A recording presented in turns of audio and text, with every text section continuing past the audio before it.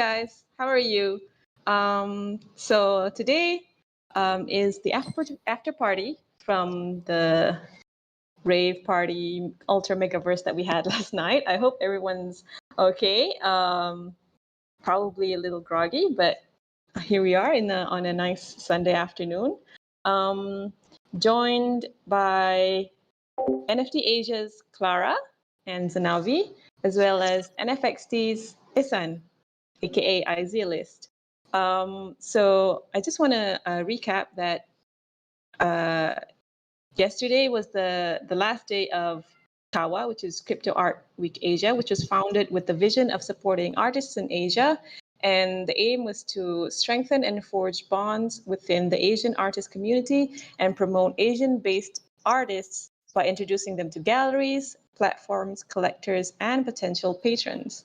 So what a fitting way to end the week with having this talk about NFTs in Asia. So today, our focus is on wrapping up the week-long event and discussing the rising Asian NFT movement together with these pioneers in the Asian NFT space, and we'll explore the importance of cultivating an Asian presence in the NFT space and how NFTs are challenging traditional artistic centers and how this community of creatives plan to continue trailblazing.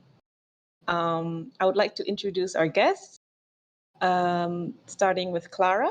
Clara is the founder and an admin of NFT Asia, a Discord and Twitter community of 1,000 plus members. She's a curator at Appetite Singapore, an independent arts writer, and an adjunct lecturer in visual culture. She has contributed editorial essays for Super Rare Editorial, Art Collector Magazine, Art and Market, among others. And her profile photo on Twitter is created by Laura Dangu, an Indonesian artist. Next, we have Indonesian artist Zenavi. She starts with a quote, usually the happiest person in the room is most likely the saddest. This saying resonates with Zenavi, an Indonesian-based illustrator and 2D animator. Her vibrant art masks subtle darkness within. She is a core member of the NFT Asia community, and she usually hosts roundtable sessions on Twitter Spaces and moderates various NFT-related discussions. And finally, we're joined by Isan, aka Izealist. Izealist, as his namesake suggests, is a zealous idealist who injects protopian philosophy into his creations. He remixes futuristic ideas with intellectual musings and sometimes cyber-surrealistic visuals. He's a founding member of NFXT, a collective that shares a vision to be a frontier in providing exposure to rising local artists on the global stage of the digital art world, as well as being a community that advocates knowledge sharing and the betterment of people through art. All right.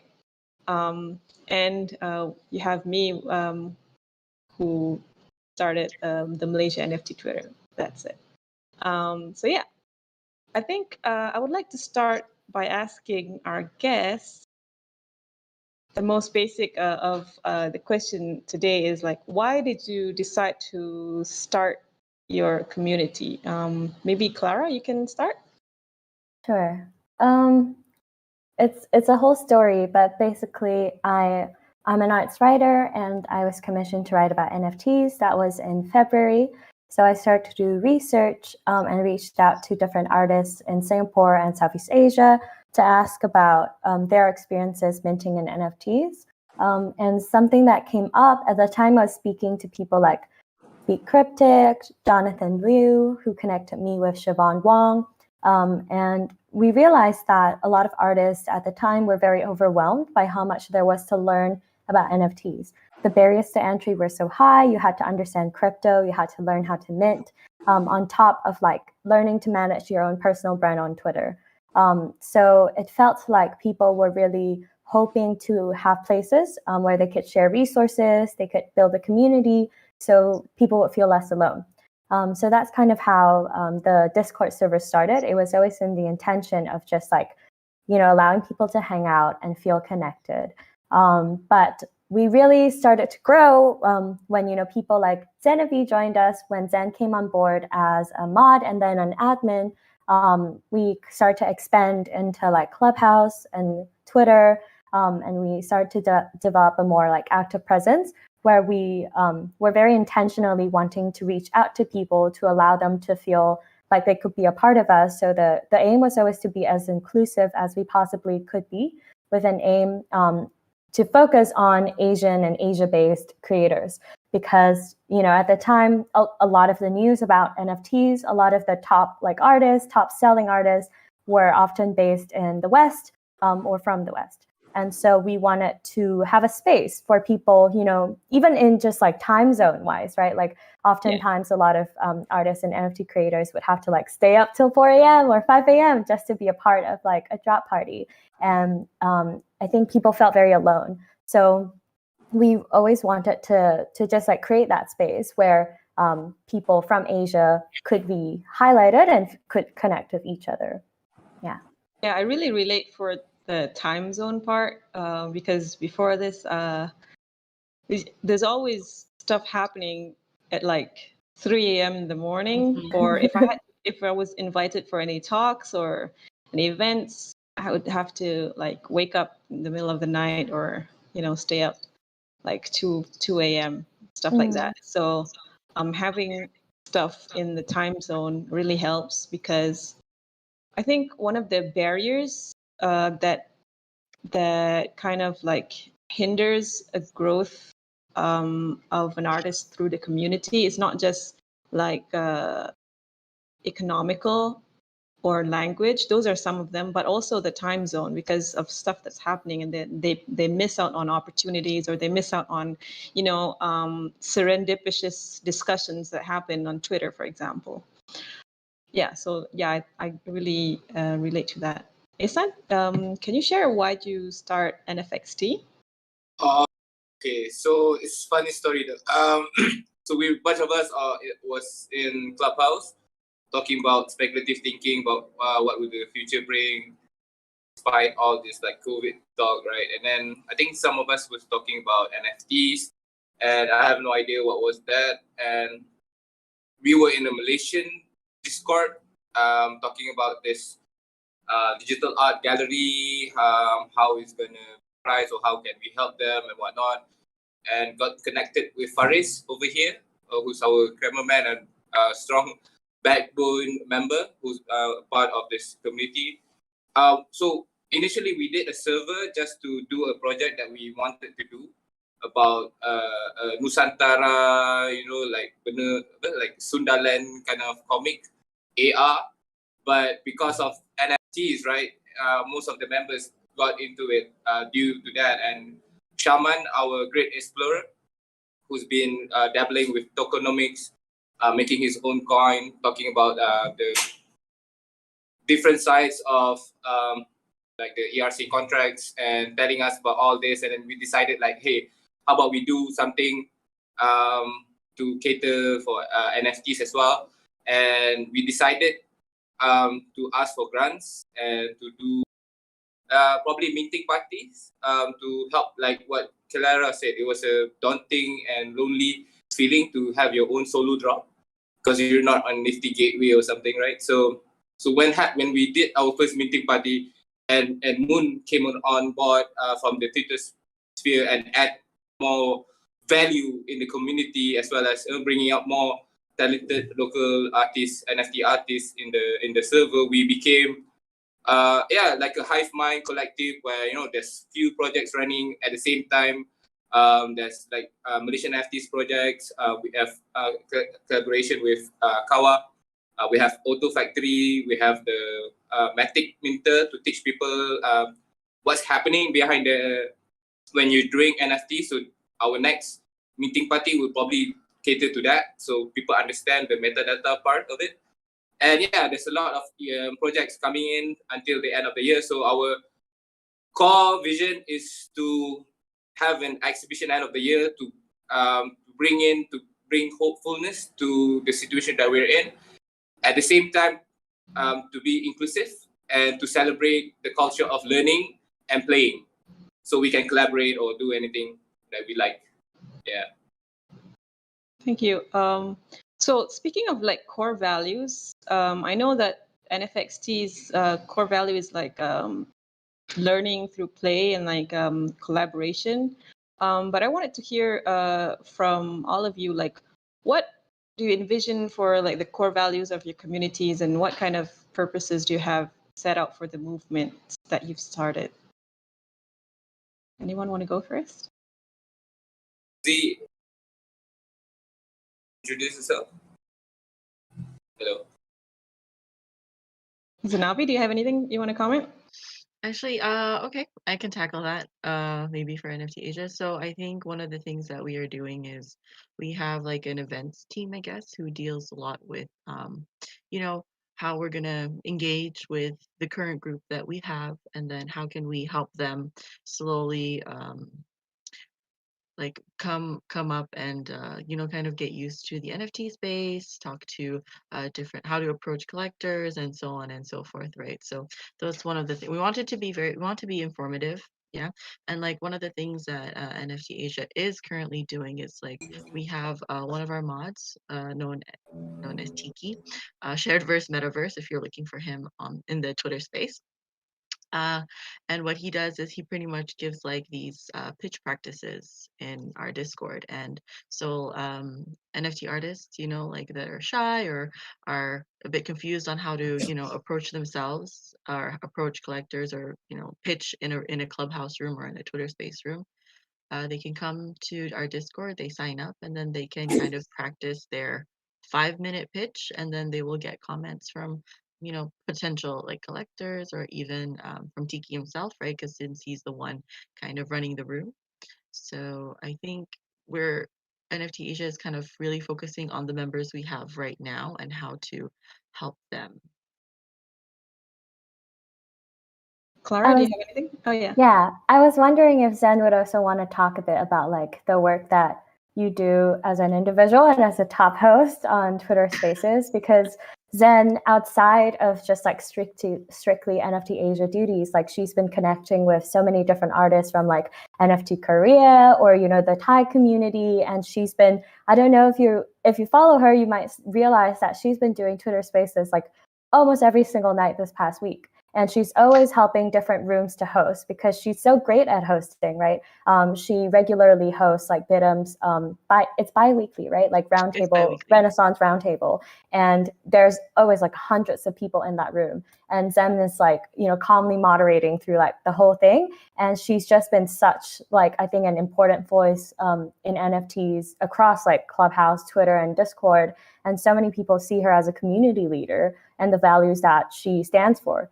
So I was wondering if Zen, you would also want to talk a bit about your individual work outside of strictly NFT Asia, because I think you do so much for the community in a wider sense too. Thank you, Clara, for thank you for shilling me. But yeah, so I think I do have my hands in many pots, and one of them is kind of to really talk about what's going on in the NFT community itself. So whether it be on Twitter, because as you guys know, I have these talks with Bidum. So Bidum approached me, and together we decided to do like a NFT space. We literally named it NFT Spaces. Okay, we literally named it hashtag NFT Spaces with Bidum and Zen, and we present different segments. So we would have a segment for the Renaissance Roundtable. It's when collectors and artists come together and then they kind of have a debate on specific topics that are happening in the community. For example, right now, like the most recent one was regarding plagiarism, which was a very hot topic.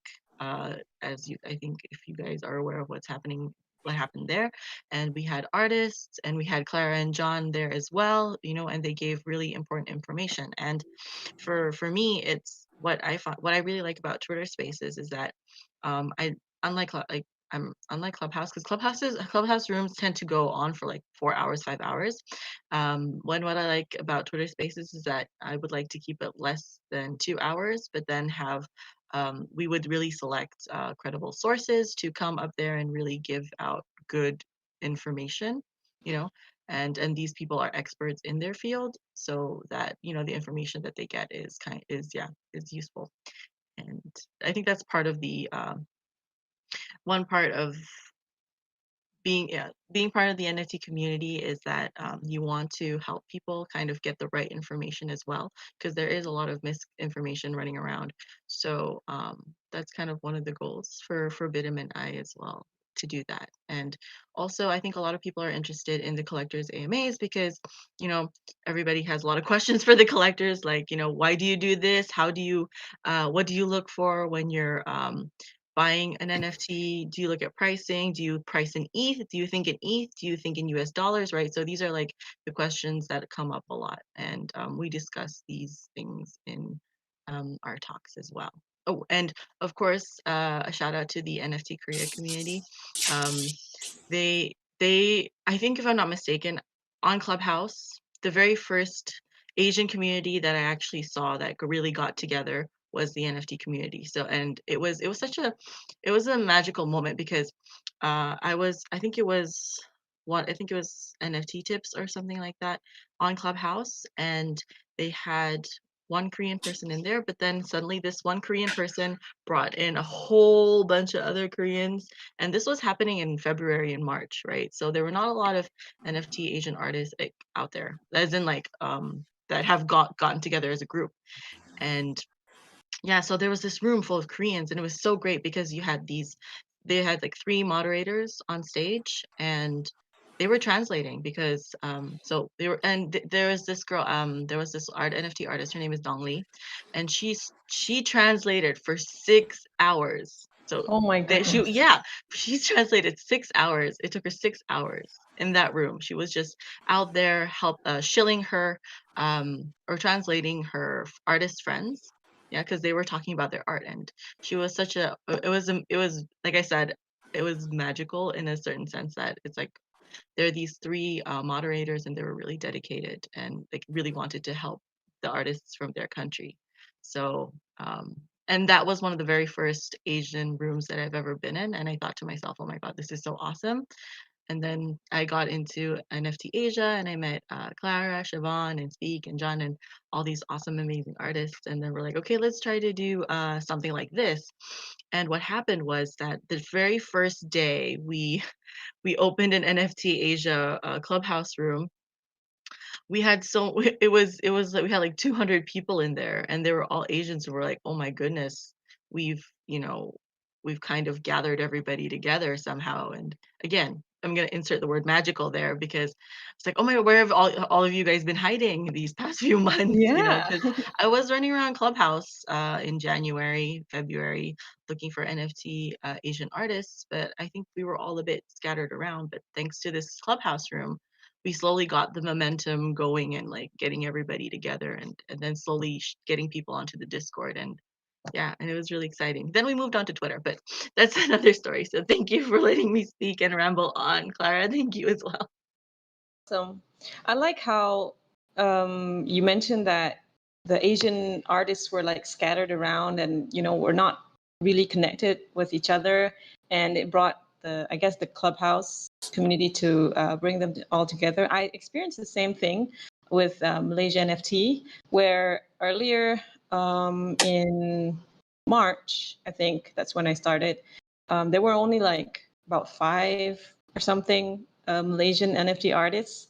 At that Oh, time, when I started in February, I was like, are there any other Malaysian NFT artists? I couldn't find a lot. And just typing like Malaysian NFT on Twitter, I found only like a couple.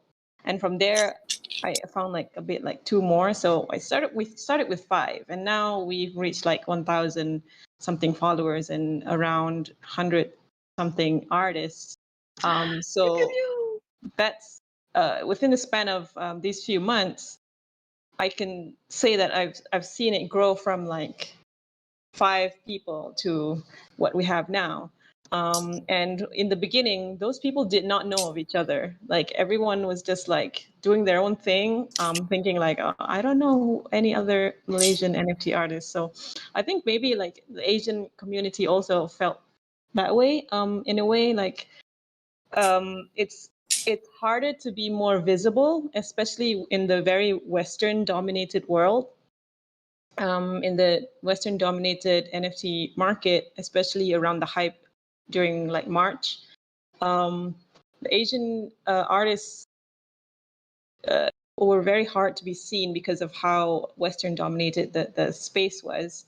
And I think by bringing everyone together, like NFT Asia, you guys did a really great thing in uplifting the visibility of NFT artists. And I think during the time when I guess the market quote unquote crashed, a lot of people were like tweeting like, "Oh no, we're not getting sales," or like, "Whoa, the market is crashing." But at that time, at the same time, I was seeing those tweets from like a non Asian communities, and then below that, I would see like NFT Asia tweets like, "Oh, we got a bid war on so and so's NFT," and like those things would be like sandwiched in between each other. And I found that really quite fascinating, in which we saw like a kind of like a shift, I guess, where maybe the Asian community, we weren't, we maybe started a bit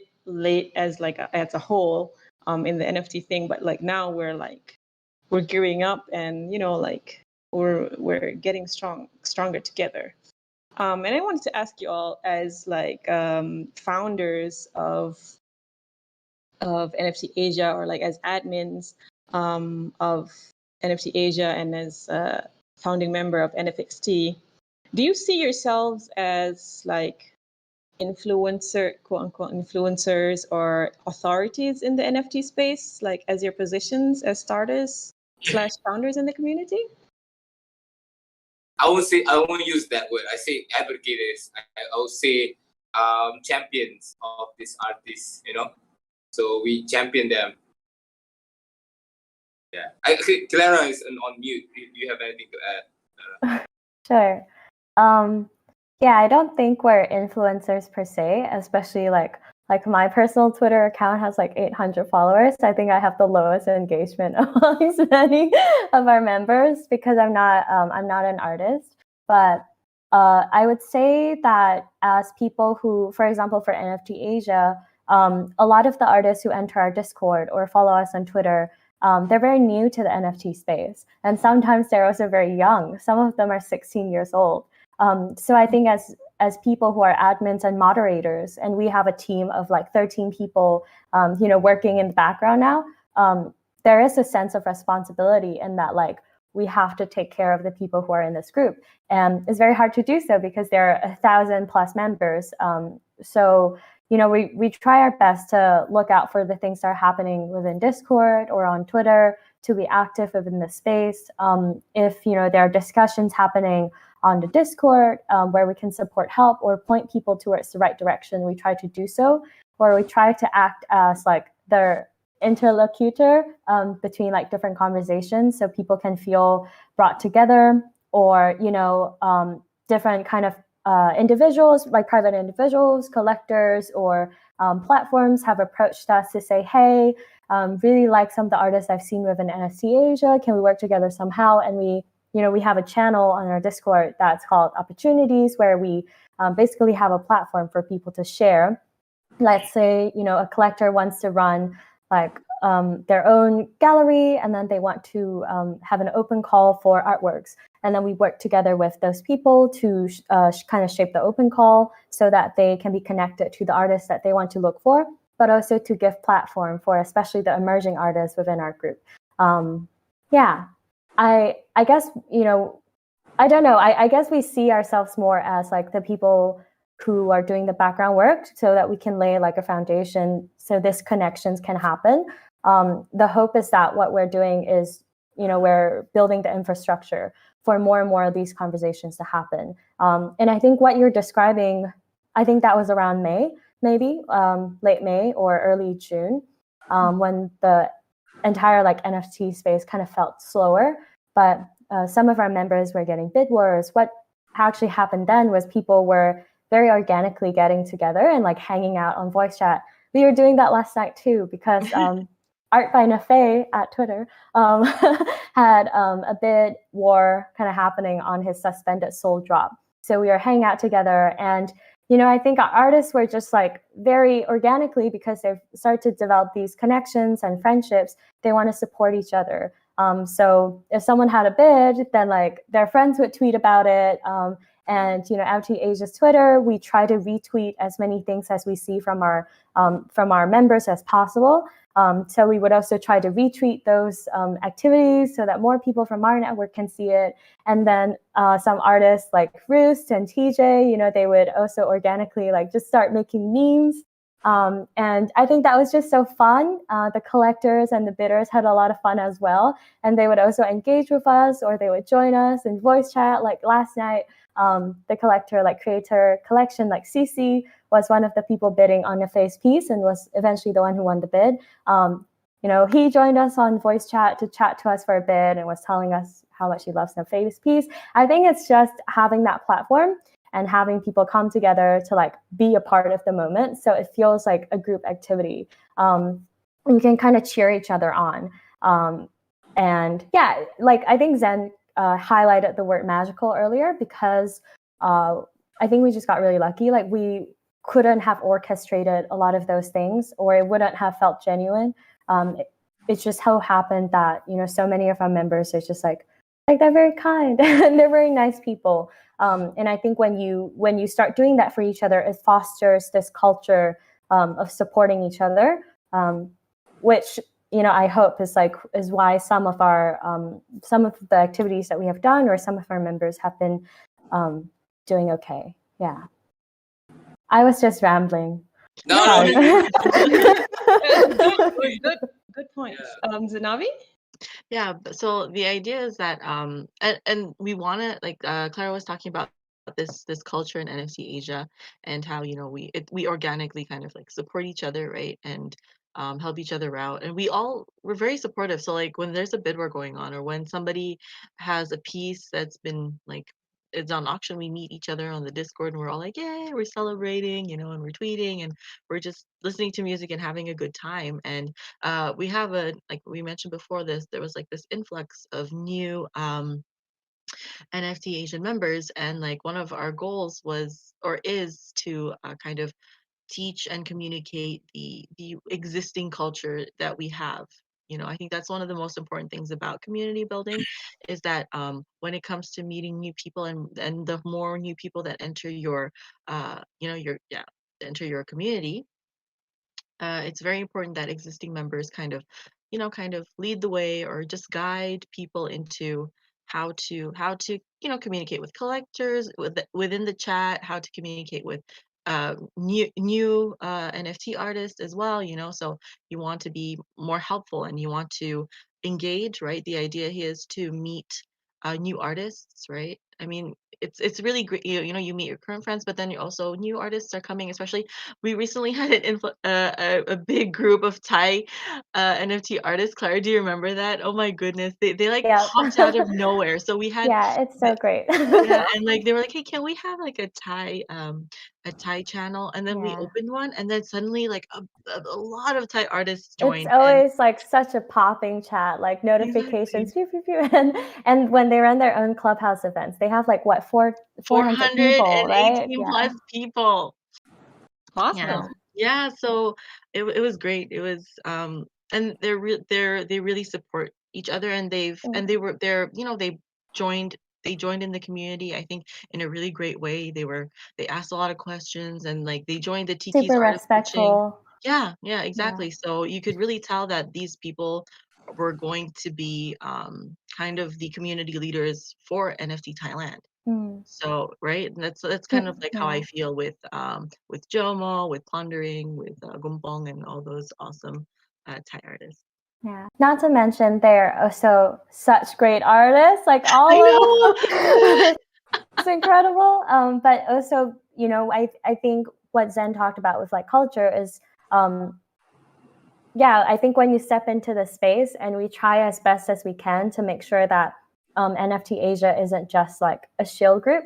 and that you have to engage with the community. Siobhan, our admin, always says this. It's like the best thing that you can do for yourself is really to like be plugged into the community and like be an active member. So people see you being active and like contributing to the space around you and being genuine. And then once people get to know you, then like naturally you have a connection and they would be much more inclined to like naturally support you, as opposed to like, you know, heart shilling in someone's like face and then saying buy my NFT, which I think you can get a sense that, you know, is quite unpopular when you do that. Yeah. I have a question for Clara and Ihsan. For Zenavi and me, we started like as artists and kind of like started becoming like the community like active members and stuff like that. But for Clara, you said you're not an artist, and Ihsan has said to me that he's not an artist, although he is. But you also started as this community leader person, and like you constantly push the community members before yourselves. I wonder what's the motivation for you, especially for Clara as not an artist, to be involved in the NFT artist community.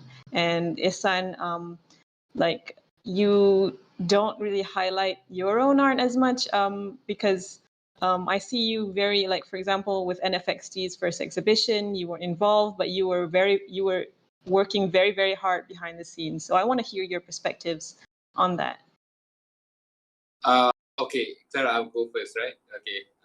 And I don't know, man. Like I've been this guy who's I think Zykes and Nero One would use this term, the backstage guy. I was a design thinking the IT tech guy for Think Lab last 10 years ago, and we did conferences. So it's within my nature. But whenever there's an event, right, I'll be like the guy who like make sure that the food's cooked, make sure that the guards are. I know the guards. I know the people around who's gonna present. So I think because of those things I've done before, I'm accustomed to making sure that everything runs smoothly and everybody's involved. And yeah, like I'm doing my art. Like I got an invitation to foundation. It's just I'm gonna make sure that it's truly me. Like the ones on Hikatanos is just me trying to find my style. You know, I try to put quotes. I put like my ink into digital because this is my first time putting colors in my drawings. So, but I'm getting good tips. I'm getting like trained like professionals like Mulo, Jiwo, Buibasa, like all these amazing artists telling me tips and tricks and using certain tools to elevate my work. It's just the stuff that I have already collected is good. It's just how am I gonna put it together? And I think as an advocate of different people, I love doing it. I think when I invest money on something, I expect some returns, right? But when I invest my heart on something, I just want to contribute more and more as much as I can. But hopefully after this CAWA event, I can take a break and keep drawing my stuff and and show you guys what I'm able to do. Yeah. Thank you. Clara? So maybe your question to me was, I guess, what's in it for me, especially as I'm not an artist or I don't actively mint. I actually think, so I've thought about this quite a bit, especially because between the months of like May and June, I found myself basically on Discord like all the time. And I felt, I really felt like I had to be like plugged in. I really wanted to be there for a lot of the decision making that we were doing, a lot of the like we were recruiting mods, we were growing this, our account was expanding, how are we going to handle these responsibilities? I really wanted to be very active then. And I think I also asked myself a lot, why am I here? Or like what's in it for me? I think I started entering the space because as someone who studies art history and works in a curatorial position, I've always been interested in like new media art or digital art. So things that play with the digital condition have always been like personal research interests. And when I started to look at NFTs, the whole idea of tokenizing digital content and being able to like, stake some kind of like provenance or like real claim to a digital asset was very interesting to me. At the same time, it was also something that I wanted to be kind of critical of, because what does it mean to, just I have different opinions about like the whole crypto and blockchain space and what it means for distribution of like finances, or what does it mean for access, equality, all these things. And I felt that I was observing that a lot of artists, like I mentioned earlier, I think, maybe people are stepping in from like a more graphic designer, a character designer, or illustrator, photographer role, where you've been used to work with clients, or you've been used to train to be like, quite diverse in your style, so you can respond to different needs and wants. And now there's this opportunity for these artists to actually focus on their own work and their own identity as an artist, and to negotiate that in this new space. And I felt that as someone working within the traditional art world and someone who has been in a role where I've spoken to artists about their practice, where I have, as an arts writer, I get to interview artists and talk about how to, have these conversations.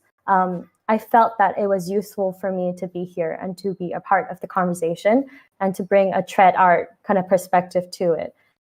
Closer towards, I think, June, there are also all these conversations around arts writing, how, a lot of artists in the space haven't had the chances to learn about how to write your own bio properly, or how to write an artist statement, or, your artwork description. Like say you want to mint on Foundation or Super Rare, and there's a space for you to describe your work.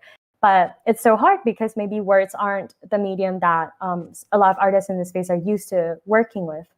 And I just felt that as someone who has had these conversations, that, maybe I could bring something to the table.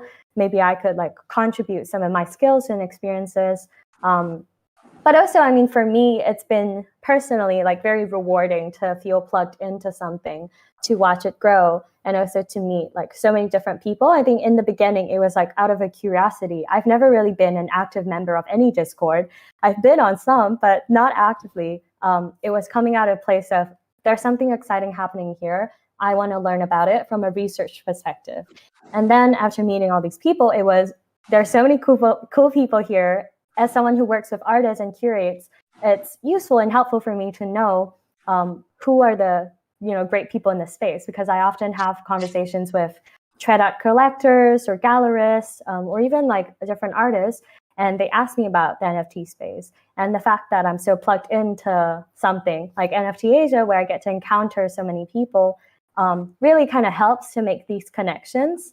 So yeah, I guess for me, it's a less direct kind of relationship, but also a lot of things that I find personally quite fulfilling. And maybe because I don't mint NFTs, I think there are some things that I can say that are a bit easier, because I don't have so much stake or so much like, pressure to perform a certain way in the space. So I think I don't have so much like, I guess if I want to be critical of something, I can be, as long as I'm responsible for like the communities I stand for. But if I see something I don't appreciate, I think it would be easier for me to call me out or to have a conversation about it, than if I'm an NFT artist who's selling, because I wouldn't have to worry about like how my collectors feel about it, or I don't really have anyone investing in me financially, so I can have those conversations without so much pressure.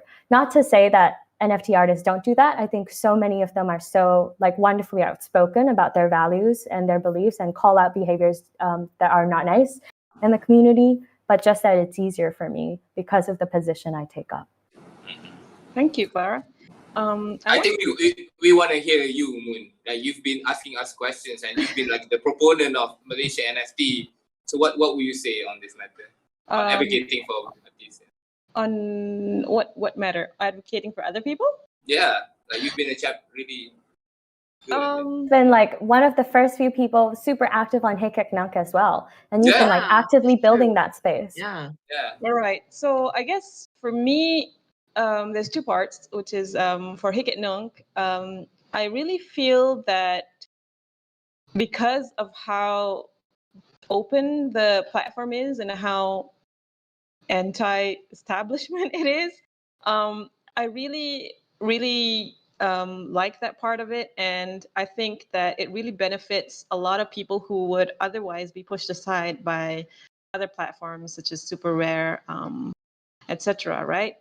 So that's why I'm really advocating very hard for open platforms such as Hikit Nook, that doesn't have any like gatekeeping or like exclusivity. Yeah. So, and I really because of that, I really try to look for like the smaller artists who have like probably like 100 followers or so, and if I really like their art, it doesn't matter, right? If they're good artists, I would really just try to advocate for them because I'm an artist and I just love art, and to see someone who is like undiscovered, it really makes me excited. I guess just kind of like how you find a piece of music that you like, and it's kind of like an unknown band, and you're like, hey, check this out, right? So I feel like that, and I really want to see them succeed. As for Malaysia NFT, I feel like because the Malaysian scene is really, really small, and I feel like we have a lot of talented artists.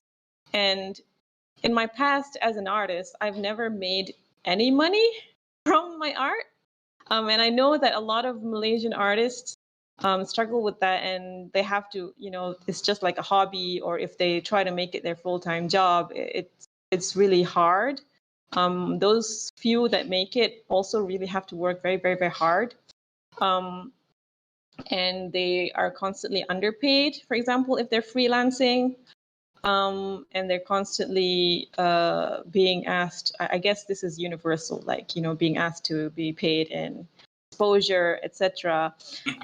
So I really want to uplift the Malaysian art scene as a whole, not just the NFT scenes, because I feel like with NFTs, the more artists who are aware of it and know how they can be financially independent with it, where they can create whatever they want. It doesn't have to be client based. They can, be more financially independent with it, financially stronger with it. And even those who are not into NFTs might benefit from it, because then, like, the base price for a freelance job, for example, it could rise. I mean, that's my hope for the future, because I know I've created something where I required like a month of work, and it's like really really deeply researched, etc. And I have to work really like detailed, and in the end, it's just like I'm paid like 60 ringgit a page, which is like really little. So yeah, so my vision for Malaysia NFT and why I keep advocating for all the artists is I really want the art scene in Malaysia to be uplifted globally, so that we can have not just competitive prizes in Malaysia, but people outside of Malaysia can know about Malaysian artists.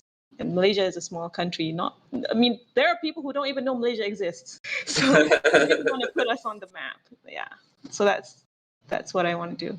I want to move on to a slightly different topic, which is I guess I touched on it, which is on the gatekeeping / exclusivity.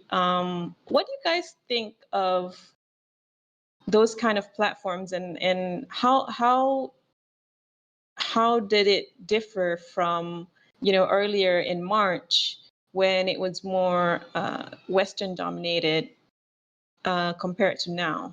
Like, do you think that these platforms that create elite artists like gatekeeping, etc.? Would it replicate like the traditional art market where it is very Western dominated? And if you have like a European art education, or you have shown at a gallery in France or in Europe, then you are more prestigious, versus if you're like homegrown in Indonesia, for example. Do you think that those things would be replicated in the NFT world, or you think it's going to be different?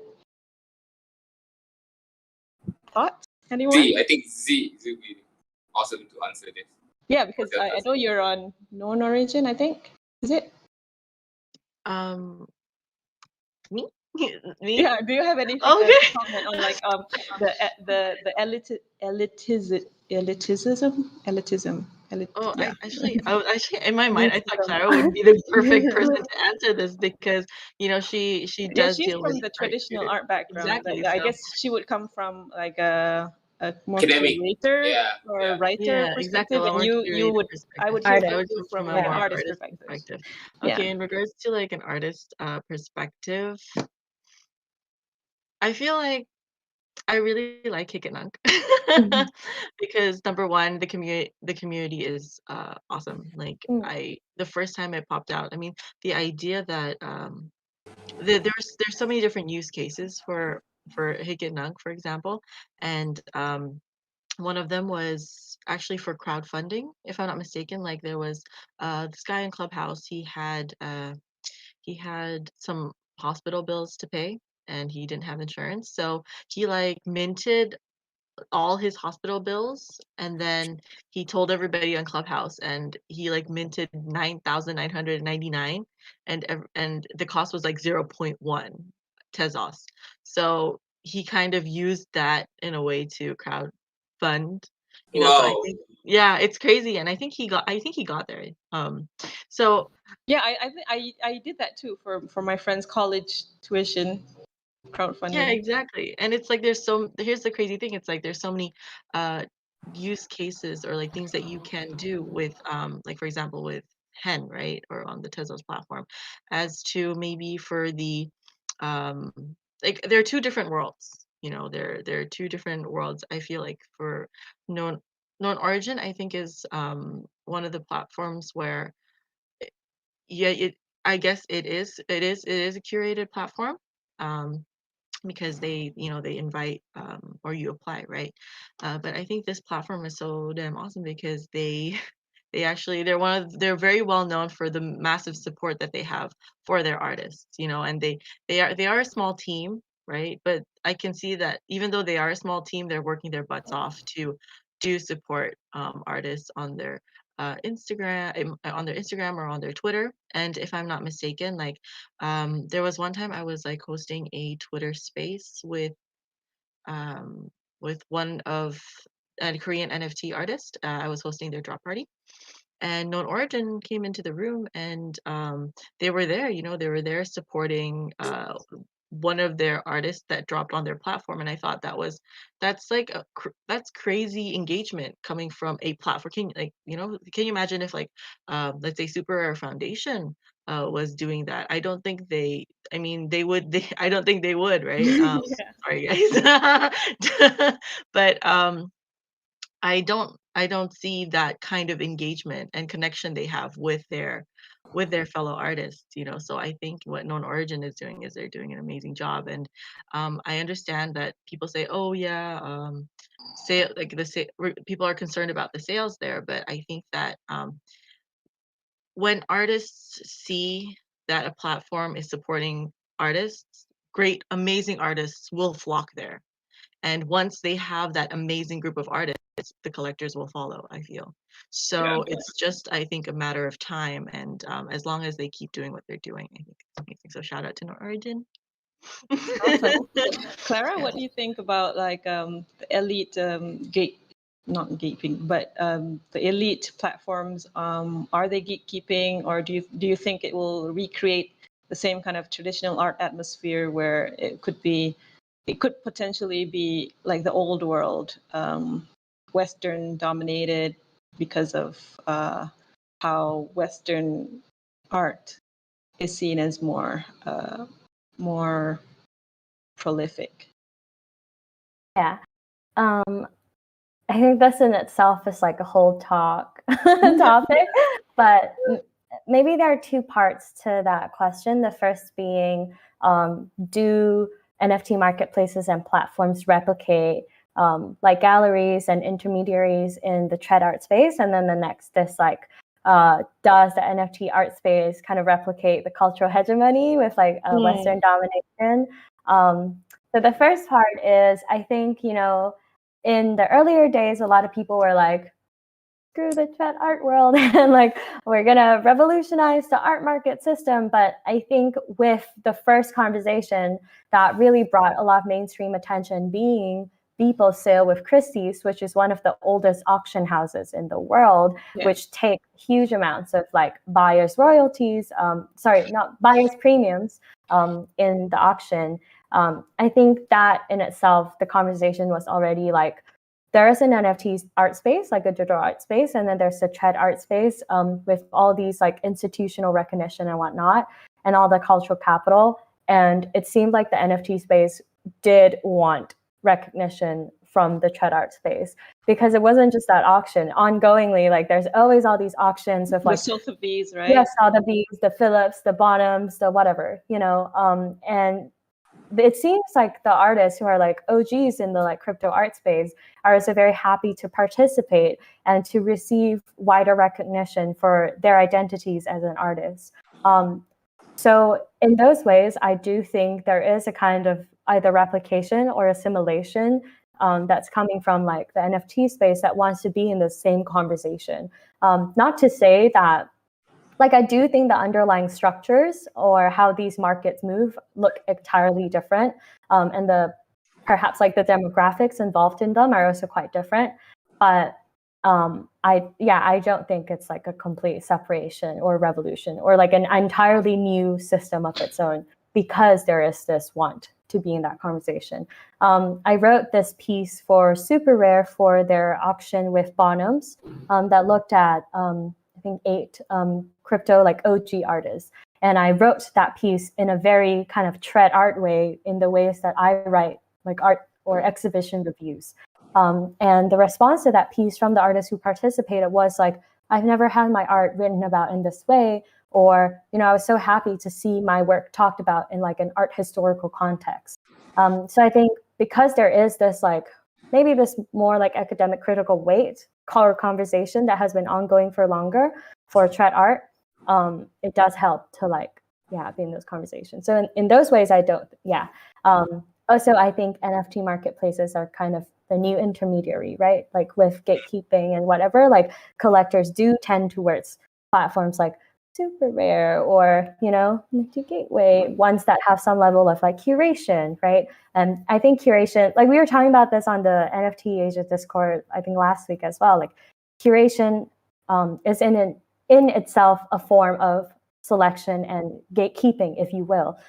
It's not necessarily with the intention of keeping out certain people because of where they come from or their accolades, but it is a taste-making exercise. And so in that process, naturally, some people will be left out of the conversation.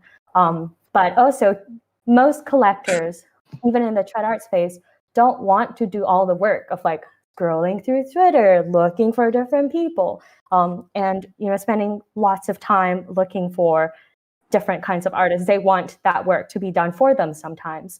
And of course, they'll do their own research after, but to be introduced to new artists, often they see it as like a platform or a traditional art gallery's role. So in those ways, I also think that part of the selection can be productive, though it is exclusive. Because I think even maybe Moon, you're more familiar with this, right? Like on Hikek Nang, there were also conversations about how like it was so hard to find different people, or you really had to put in the effort to like look for someone.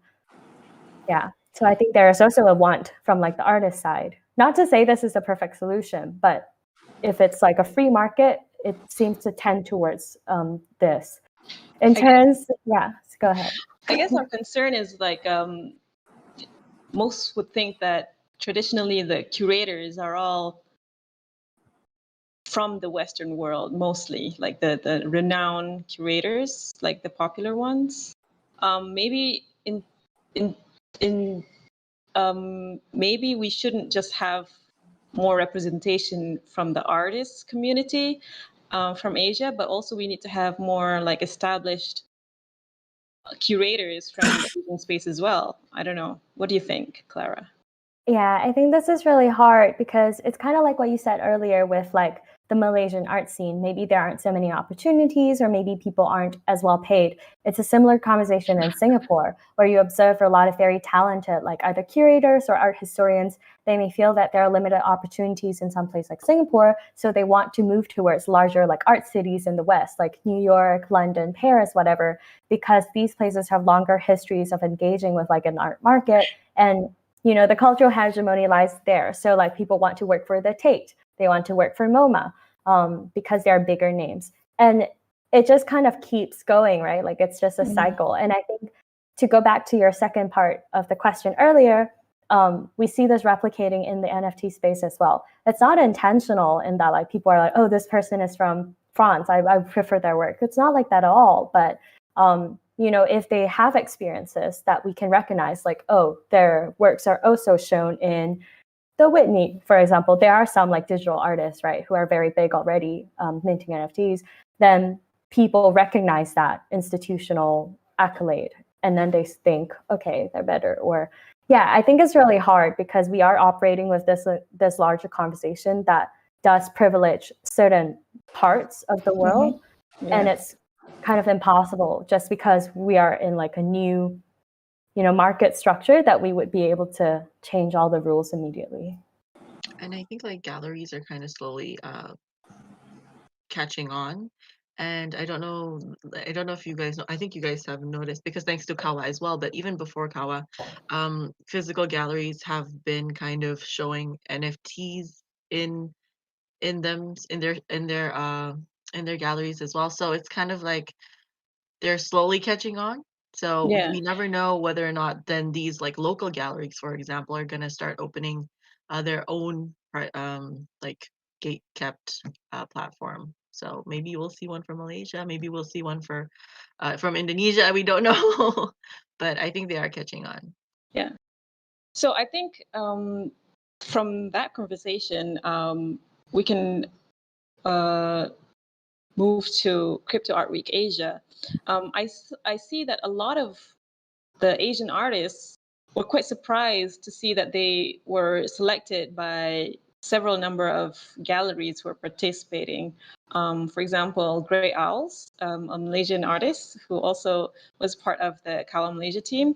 She's showing in 6 different galleries that's participating in CAWA Malaysia. So what are your thoughts on Crypto Art Week Asia and the past week? I want to hear what's your thoughts. Maybe Ihsan, you can start. One, like I think a month ago somebody gave us a link to submit something, and then I submit. And I think 2-3 weeks before, you mentioned that you submitted like a CAWA Malaysia version, like a satellite thingy that we could probably help me, because by then we got like 29 lists of the local artists' name, and I was surprised that I was among the ones that submitted, because I think there's a lot more awesome artists here in Malaysia that they can do. But throughout the event, I would say, with this whole thing with the crypto voxels, the Hub Mozilla that you are doing with the Mamat session, interviewing artists, I think that's awesome. That's a really cool thing. I think we touched about how we became a bit like screen lethargic, with the Zoom meetings and whatnot, and having that play kind of team, using our avatar to interact with each other is kind of cool. I love the engagement that they have, but I think like engagement wise in Discord, like NFT Asia takes the cake. Like you guys, I don't know how you guys make it like so vibrant. It's like a hive, like everybody's like moving and buzzing and so happy and lightful. I think in NFXT we are more technical. Because predominantly more guys, so that's why we love having Moon on. And yeah, Moon, thank you for talking about CAWA and calling us to help. So we have a few volunteers, even like Ray House herself is one of the one from behind the scenes who's helping out, really, setting up cool events. Like later on, we're gonna have like an art jam. Even though officially CAWA closed last night, and today is just this chill session where we give out prizes, we hang out to sign like a book, whatever, and then it's just to. I think tomorrow there'll be like a South Korean metaverse event in concurrent with Crypto Art Week too. So, I don't think it's too bad at what we're doing here. And I think because this is the second time, right? The first time is in January of CAWA event. I think there's room to improve. There's probably now that all of us, we know about this, then we can actively help out. Like I tried my best to jump in on CAWA server, but it's a bit hard because there's so many threads to read. I myself is a new person in Discord. And it's a bit hard for me to catch everything on my own, like our own server. Especially how, like Moon gave me an advice that just focus on few channels, so it doesn't you don't lose your mind. Because there's so many servers, guys. There's so many servers. I know. And so little time. And but now since that we've begun to talk to each other, I think that would be nice to start the repo and move forward and probably do our own version of Art Week, like Singapore, Indonesia, and Malaysia. You know what? Why not? Neighbor. Southeast Asia. Yeah, Southeast Asia. Chawat, 80. What? Clara, what are your thoughts on CAWA and whether it's gonna really boost the NFT scene for Asians? Well, I think Mumu, that I've been talking to the CAWA people since I think like April or even earlier when I first reached out to Radar Boy 3000 when I was writing my article, and we had quite a few conversations about CAWA, its developments, even at the time thinking about its overlaps or the ways that it has synergies with like NFT Asia's ideas and intentions. I think that CAWA was a pretty ambitious project that allowed artists to have a lot of different exposures. Especially, I think artists especially appreciated being a part of like in-person gallery activities, like seeing your works on these digital screens that people could physically experience and interact with. I think Zen has been a part of those exhibitions as well in Indonesia that was outside of CAWA, but I think that experience of like allowing like a wider audience to physically experience your work where they don't even have to understand anything about NFTs or have the understanding of like how to use crypto voxels. I kind of struggle with crypto voxels, like moving around, like I'm always like screaming in our voice chat like anyway, I think those in-person exhibitions allow a wider reach, and it's very cool that there are more and more such initiatives that give artists that exposure. So yeah, last night we were hanging out in like voice chat because today is Ari's birthday. Happy birthday, Ari! Happy birthday, Ari! And she had a set with Nightjar at Nightjar on Twitter. They were performing for the Ultra Megaverse. So yeah, we were like hanging out and waiting for their performance, and it's very cool that there are such activations bringing people together. Even bringing like us together right now with Mumu leading the like Malaysian event of it. Yeah. Zenavi, your thoughts on CAWA so far? Yeah, I think it was if I'm not mistaken, they did this before, I think in January. In January, Yeah, in January. It was smaller though. Yes, exactly. And that's kind of a great way to shine light on how many Asian artists, NFT Asian artists came into the space between January and now. Because if in January it was a bit smaller and now it's just I saw the website and I saw the list of artists, and my name is Zed, so I have to go all the way to the back. I was like, wow, and I'm just Gotta going through change the your list. names then. I Gotta add like an know. asterisk or Yeah, something. I have to like exclamation mark and then my name. That's me in the beginning. But really, because I was looking, right? I was like, obviously, because my name is last, I'm just like looking like, oh my God, this is a mad list, like there's so many people here, and there's like they're coming from everywhere in Asia, or like Asian based artists as well, right? They're also being highlighted compared to January at the time. And I thought to myself, the team that had to work on this must have been really shocked and overwhelmed, because maybe they thought that, oh, it's going to be similar to what happened in January, so I really I really salute and like hats off to the CAWA team that organized everything. I know Raider Boy 3000 did a lot, and also Dom 446 FD, if I'm getting it right. Dom was amazing. He blood, sweat, and tears there, and we hang out with Dom a lot, and he's just a great member of the NFT Asia community as well. So um hats off to Dom. He worked really hard. I think this week he's really given a lot of his time for CAWA, and it's a great way to bring light to NFT Asian artists. It's like I have a story here, for example, Gray Radian. She's an NFT artist from Japan, and she has her, apparently she made the news.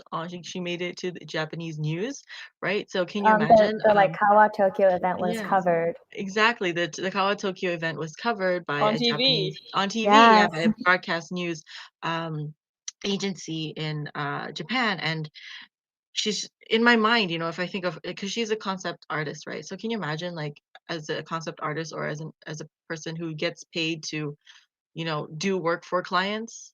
Can you, like, this is her own artwork that she created and someone has collected, and it's now on TV. I think that is an amazing feeling that CAWA brings to artists out there, and kind of makes them believe that, like, or gives them the confidence to be like, okay, wow, my art can be collected, even though I work for clients and I have been working for clients for this whole time. So very, very exciting times. And yeah, I think that's and a big round of applause for the CAWA people. Thank you. Yeah, I think it's been amazing so far. I truly didn't imagine that was going to be so big, especially with like all the participating countries and all the artists, and even for CAWA Malaysia, I didn't imagine it will be so big. Actually, back when I volunteered to help out and do CAWA Malaysia in April, there were so few people in the NFT scene in Malaysia that I didn't have a team. It was just me. And of course, the NFXT folk, you guys, Isan, Shaman, and Jiwo, everyone, you guys were already very busy with a lot of stuff. So I didn't want to disturb you guys too much. So that's why it only took until the past month for me to really like reach out and like, hey guys, anyone want to help out with CAWA Malaysia? And then there were people who wanted to volunteer and make it a success. So from not having anyone to like help out because the community was too small to now, it shows the growth, and I think it's going to grow even more from here. So yeah, I think we've come to the end of the hour. Maybe if I will look at the YouTube chat, if anyone has any questions. Have any questions? Question, but I just wanted to say thanks, Mumu, for all the work that you do, because I feel like you've been such an advocate for the space, and also someone who's been like so honest on your Twitter about yourself or about your feelings around the space. And I've always really admired the honesty that you have. I've seen you like call out a lot of different things that you felt weren't very kind or weren't very useful to the space. And yeah, I think you're someone who has a lot of very genuine intentions. So I was actually really happy when you reached out to do this conversation, because I've never really had the chance to like hang out with you. So I'm really grateful that you're here in the space, and that, yeah, you're such an advocate for thank you. so many artists. Yeah. Same goes to you all. I don't think there's any questions. Yeah, no Because question. the YouTube is a bit delayed. They're all just saying you guys are all awesome. So Yeah. I think maybe I would just like to do one last round. If you guys have anyone, yeah, shout out to Jiwo, Jiwosophy, who did all the designs for CAWA Malaysia. So I just want to do one last round, starting with Esan, then Clara, and then Zenavi. Any last words that you guys want to say about NFTs and the space, the NFT space in Asia? Okay. Like Clara, I want to thank you, Moon, for doing this.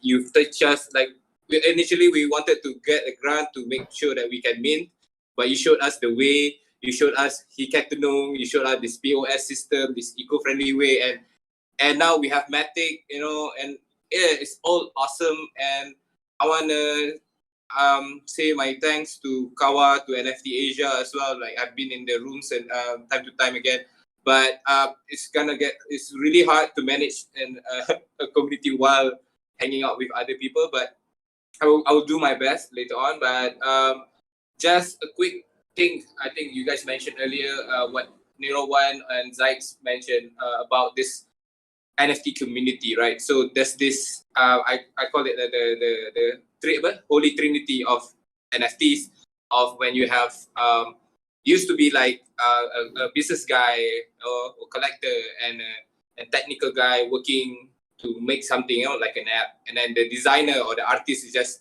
the worker, right? Once you introduce the artist as the unique selling point of this business model, now you have these three things or three people working together in unison, and that's why we see for the last 3-4 months, like in Asia, it's grown really high, and it's been like a massive tsunami. Even though some people are writing like, oh, the bust of NFTs, but you can see like the Space Jam, the Avengers, all these other like influencers getting into NFTs. I don't think it's gonna die. It's gonna rise, especially once for Asian. I mean that 60-70% of the populace is Asia. So you guys better get get your belt strapped, and that'll be an awesome ride. I just want to throw a shout out to all the members of NFXT, Malaysian NFTs, volunteers who've been really awesome proponent on our satellite part of CAWA. I want to say thank you to Zenavi, as well as Clara. You guys are awesome. You guys are my idol. I want to follow your lead and how to manage a better community within my community. And Moon, you've been a sweetheart and awesome on like making sure that we gents, all dudes, behave ourselves and know the right etiquette of how we should present ourselves. Like no shilling, contribute. So thank you. Clara? My last comment too early, which was like my love for you. But yeah. Yeah, just thank you for having us, and thank you for all the kind things that you both said about NFT Asia. And also we have a lot of admiration for your like NFXT and for NFT Malaysia, and also running this like CAWA event and leading so much of the efforts there. It's so cool that you guys do this, because I mean we now have we have a mod team that's like quite large now, and I think even then we still are often very overwhelmed by all the things that are happening, trying to balance between like day jobs, our own artist work, different commissions, as well as like other responsibilities and like different servers and like minting and like so many different things. So props to you both and everyone here for being such active contributors to the space. And thank you for everyone from NFT Asia and everyone else that tuned in. I saw people were like posting screenshots and talking about it in the Discord channel. Thanks so much for joining us and like spending time with us on your Sunday. And yeah, thank you again to CAWA Malaysia for inviting us and for wanting to talk about NFT Asia. Thank you again also, Mumu, for getting this together. I love that I think this is a perfect example of like starting a community and starting a movement, which is, you know, for example, you doing this satellite CAWA event, like the idea of starting a community is like if you see that there's something missing or that you want to do something for this space, and you are doing it, I think that's a great way to build a community. Because if you see there is a need, there's an empty need, then people usually will follow, because like, oh, I believe that too, so I think that's kind of the mentality to have, especially because the NFT space is so new. Right. So there are so many places for you to build communities and get people together. And I think what you and Zeal are doing, I think it's amazing. And I hope that this, and also consistency is very important, right? So once you've kind of created your group, now maintaining the group is also another part of the challenge, but it's a fun ride. You meet crazy people, and then the great thing is that once your group is established, people start, like, other bigger groups kind of come to you and be like, hey, do you want to do this, or like, hey, do you want to do that? So Yeah. Be mentally prepared. I And think we should do more collabs too. yes, On we that. should. Yes, we should. We totally should. I Yeah. feel like because NFT Asia is kind of like the hub for NFT Korea, NFT Thailand, NFT Malaysia, maybe one day even NFT Indonesia, so you never know, right? And so just keep doing what you guys are doing, and do it from what you want and what you want the space to become, and how you want to form the space in your way. And I think it'll be good. So thank you again, Momo. Thank you, Izeal, and Clara. Thank you so much.